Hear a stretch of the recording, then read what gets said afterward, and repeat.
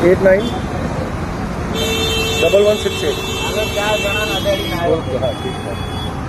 बोले यहाँ पे फोन करना चाहिए अहमदाबाद ग्राम का नंबर। अरे मेरा एक नंबर आ गया, ये तो फोन आ जाए तो बाद में डाल लेते हैं। बाहर डाल लो सर। તમારું નામ અને પરિચય આપશો? હું કાનન પંચાલ, રિપલની વાઇફ. શું તમને જાણવા મળ્યું, શું ખબર પડી અને શું હતું? આજે મારા માટે તો એકદમ શોકિંગ થઈ ગયું, કારણ કે હું સવારના દર્શન કરવા નીકળી હતી મહુડી, ત્યારે એકદમ ન્યૂઝ આવ્યા કે મેં જોયું આ ફોનમાં કે આવી રીતના એક્સિડન્ટ ને આ બધું થયું, એટલે આઈ વોઝ ઓલ્સો શોક કે શું થઈ ગયું એકદમ. પણ રિપલભાઈને ક્યારની કેટલા ટાઈમથી he is going through this mind ની બધી દવાઓ એમની ચાલી રહી છે.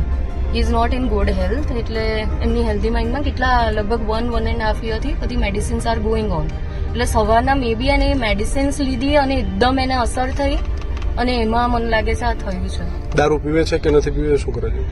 એમનું દારૂ તો પીવાનું છે, પણ ગઈકાલથી લાગતું નથી. અત્યારના પણ એમનામાંથી કોઈ સ્મેલ નથી આવી રહી, એટલે મે બી આ દવાની જ અસર છે જે હદે એમને ઇફેક્ટ થાય છે. કાલે રાત્રે તમે ક્યાં હતા, રિપલભાઈ ક્યાં હતા, શું છેલ્લે વાતચીત થઈ? અમે લોકો જોડે જ હતા, અમારું ગ્રુપ હતું. અમે લોકો ત્યાં હાઉસ ઓફ મકીબામાં સરસ ડિનર કર્યું, બધા જોડે જ હતા. પછી રાતના હું મારી ડોટરને લઈને ઘરે આવી, એ થોડું કોફી પીવા ગયા હતા, અને પછી આઈને સુઈ ગયા હતા, અને સવારના આ બધું થયું.